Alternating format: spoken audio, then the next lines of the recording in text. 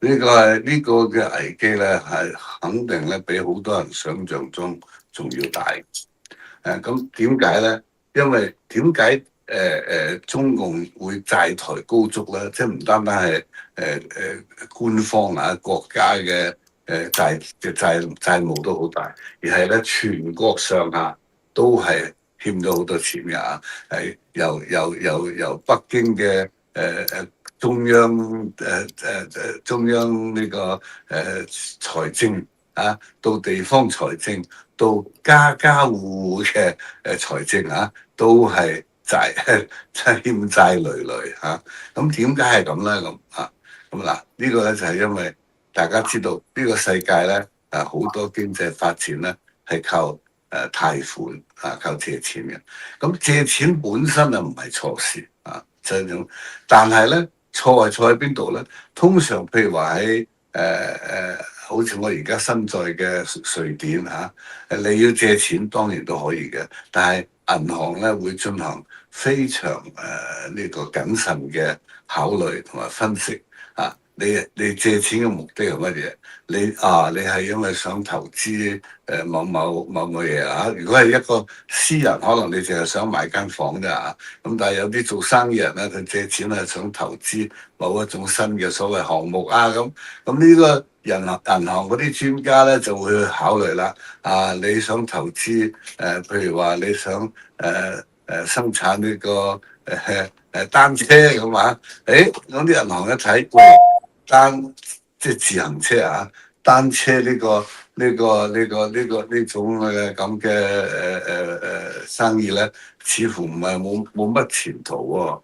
因為佢哋一睇，哇，買單車嘅越嚟越少喎。咁你仲去投資搞一個新廠咁你就話咧因為我呢個係新式嘅電動單車就點樣好快。咁佢哋會研究嘅。咁佢發覺電動單車而家中國大陸已經有好多間你睇佢唔同我剛才講嘅瑞典啦。咁話瑞典已經有幾間喺度做緊。我就最後咧個銀行就決定對唔住我唔借錢俾你，因為我哋認為咧你呢單生意唔會成功嘅大概率就太低好可能咧你到最後就冇錢還嘅，所以對唔住，我哋唔借經常係咁樣嘅，好慎重嘅但係喺中國大陸咧，共產黨最叻嘅係咩咧？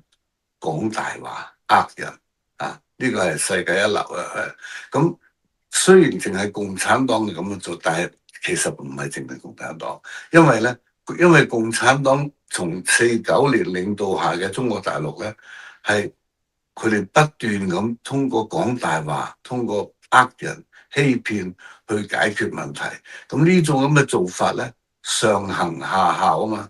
咁慢慢就形成一種新嘅文化新嘅文化就係黨文化。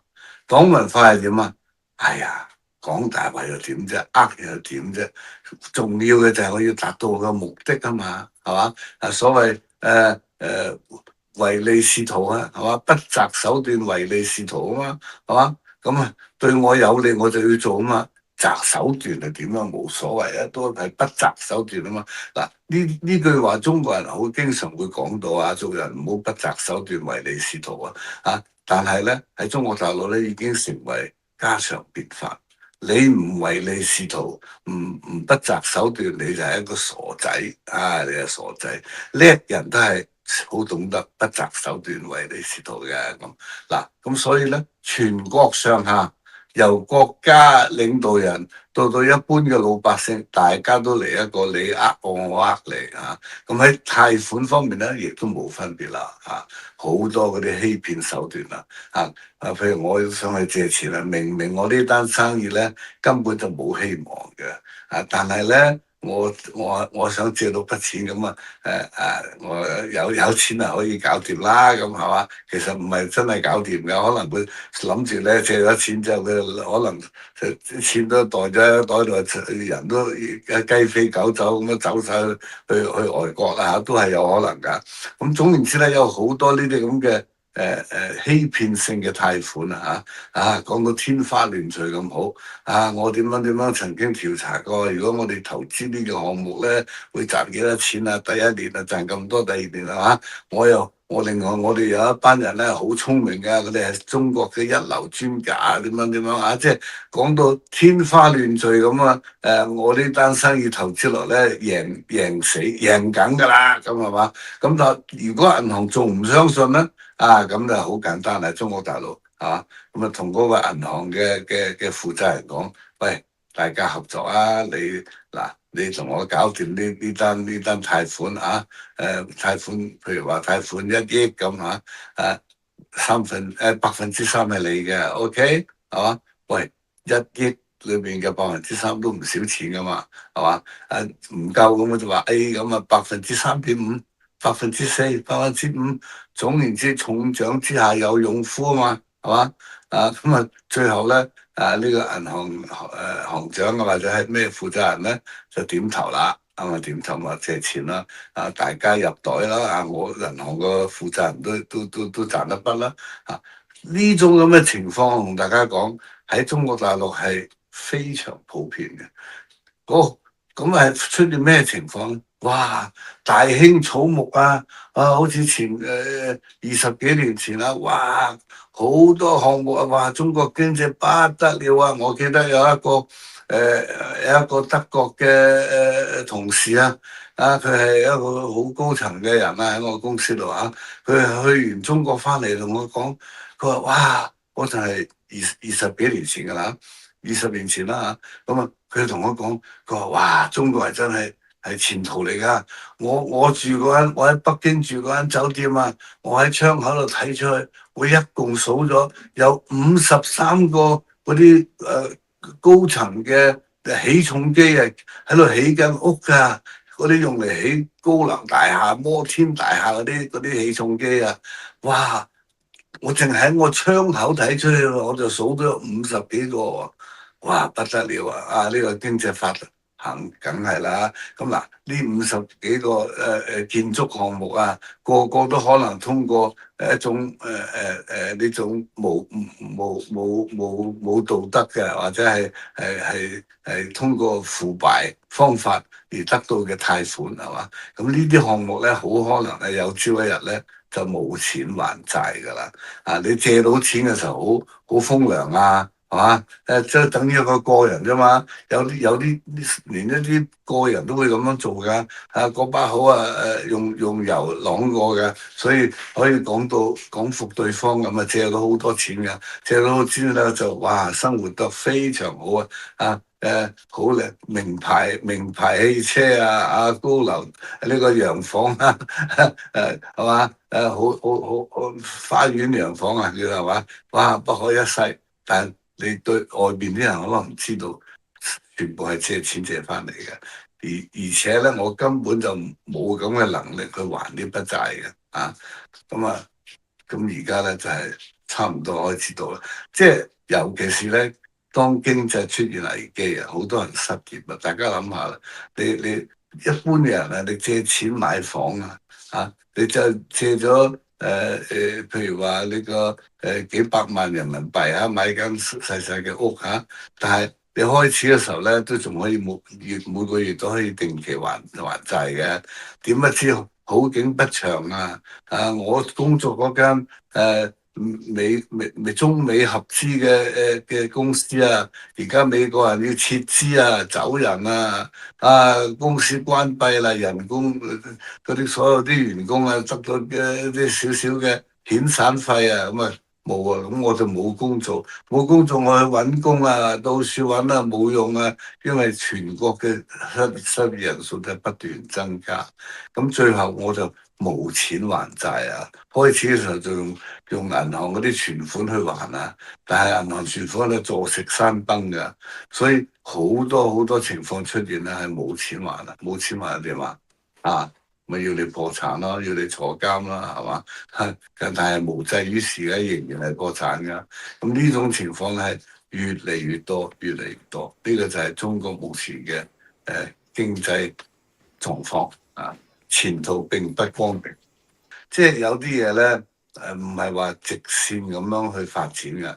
譬如我舉個例啊，你話中國嘅GDP 而家每年咧係會比舊年咧會減少2%咁，咁唔等於話咧再過3年咧就係負增長啦。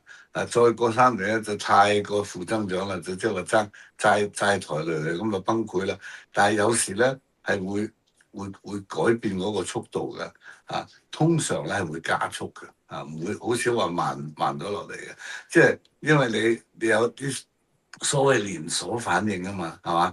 譬如話好多人買唔起屋啦。你原本都俾咗定金都俾咗啦，但係冇錢去買屋啦。退啦。咁嗰啲建築商就將你間屋收翻然之後去拍賣，係嘛？平價拍賣出去，咁呢個建築商咧肯定就唔會去考慮再建新嘅屋嘅，因為咁樣嘅情況好多啊嘛，係嘛？好啦，當你出現一個房地產嘅嗰個行業唔再投資建新房咁建築業就會蕭條。咁參與建築業嘅其他公司都會出現經濟蕭條。譬如話做水泥嗰間公司，做鋼筋嗰間公司，做窗戶嗰啲公司，窗口係嘛？做整門嗰啲公司，整廁所嗰啲公司你會有一個連鎖反應嘅。好啦，到整廁所嗰間公司都唔得啦。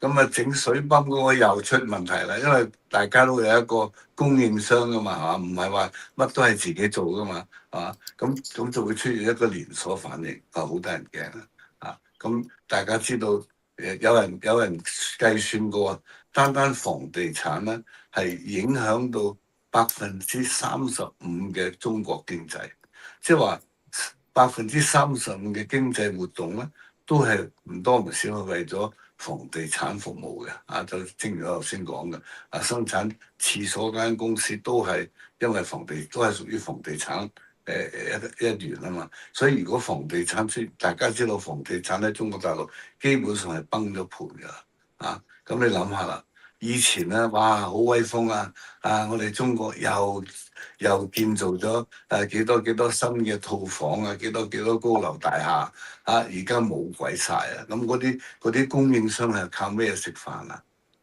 靠空氣靠水咁咪出現大規模嘅失業潮咯，係嘛？咁呢啲連鎖反應咧係真係冇辦法預料到嘅，好犀利嘅。會即係好似一種海嘯式嘅過程嚟㗎，越搞越嚟越慘嗰啲連鎖反應。咁習近平話：唔怕，我哋要大量投資新質生產力。咁話新質生產力係乜嘢？即係話咧要做機器人一個人工智能電動汽車。哇！咁即係話咧，所有呢啲譬如話建築業嘅工人你哋要去做機器人你去做人工智能可能咩？佢哋原本係搞水泥嘅，原本係整廁所嘅，突然間你要去做機器人，佢會做得到咩？做唔到噶嘛。你話佢可以去學，咁學，但係學都有時間嘅，係嘛？到佢哋未學到就已經大禍臨頭啦。所以咧，中國經濟，我喺呢個5、6年前呢個疫情之前，我當時就話中國經濟正在穩步走向崩潰。穩步走向崩潰。我嘅意思即係話咧，唔係話一夜之間就會全部崩，而係慢慢走向崩潰。但係咧，我話穩定咁係，即係意思咧，肯定會，因為中國經濟已經進入嗰個所謂經濟學講嘅垃圾期。垃圾期即係話咧，個意思即係話你作為統治者，你已經知道你嘅經濟係好大問題，但係問題大到咧，你雖然知道，你雖然想去救呢個經濟，冇辦法救，除非你改朝換代。但係中共係永遠唔會改朝換代嘅，佢哋係絕對相信佢哋自己嗰一套佢嗰一套係乜嘢？係國家市場主義、國家資本主義即係假嘅市場經濟真正嘅係計劃市場經濟喺市場經濟嘅上面再加一套中央集權嘅計劃，呢種咁嘅辦法咧係行唔通嘅。相對嚟講，比以前蘇聯嗰啲純粹嘅計劃經濟，或者毛澤東時代嘅純粹計劃經濟要好啲，但係佢仍然冇脫離咗呢個計劃經濟呢個死胡同。